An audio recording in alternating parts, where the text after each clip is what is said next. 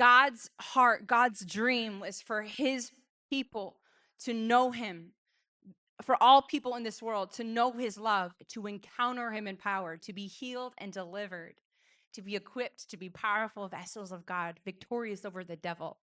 That's God's whole heart. But our hearts aren't naturally that. We have to deal with the flesh. We have to deal with our selfish nature. All of us. It's not immediate overnight when you give your life to Jesus that your heart is aligned with God's completely, right? So the beautiful part of this process and the years of process time is that every day you obey, you show up, you do what God's calling you to do. He changes you. He changes your heart. He gives you desires you didn't have before.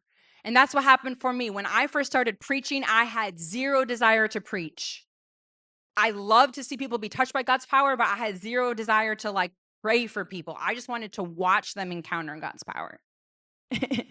So I had a heart for people, but I didn't have a heart to minister at all. But as I kept showing up week after week after week, God changed my heart. But that changing of the heart literally happened by just consistently obeying, consistently showing up, consistently choosing God, choosing what he wanted me to do.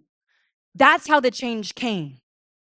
And so fast forward 4.5 years, now I have a heart to minister. Now my passion to see people know Jesus and encounter him has grown so much. And so that prepared me for the greater things, the greater responsibility, the cost. And so instead of being like, this cost is too much, I think I want to give up. Instead, I was like, of course, of course there's a cost. It's worth it. When it was hard, when I was tired, when the persecution was tiring and so difficult and painful, God had made my heart so passionate for his kingdom, to please him and to serve his people, that passion in my heart outweighed the pain, the discomfort of the cost of persecution, of the cost of so much time that I don't have to myself anymore, but it's work for God. You see? And so that preparation God gave me helped me to always have the right perspective. One time when I faced the worst persecution, I'm fighting tears constantly just because it was painful. Not out of weakness, but just because it was heartbreaking. And the persecution was such betrayal by several people in a public manner and was lies completely made up about me.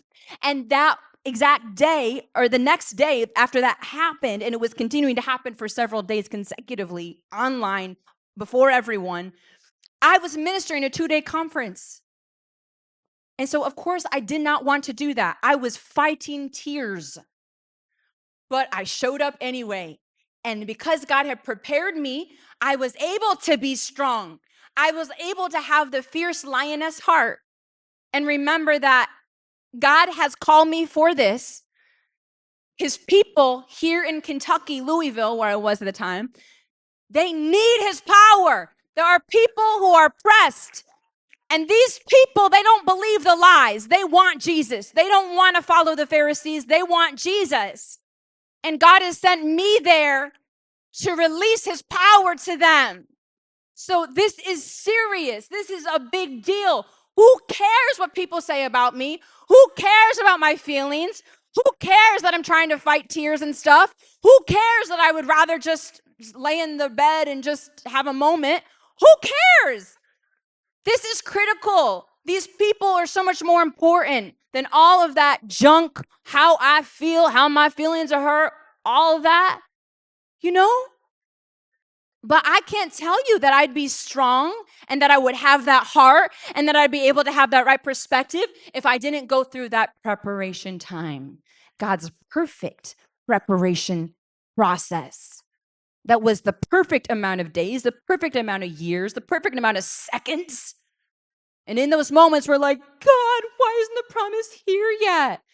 He's like, I know what I'm doing. You need this, or else when it comes, you'll lose it. You won't be able to do what I've called you to do.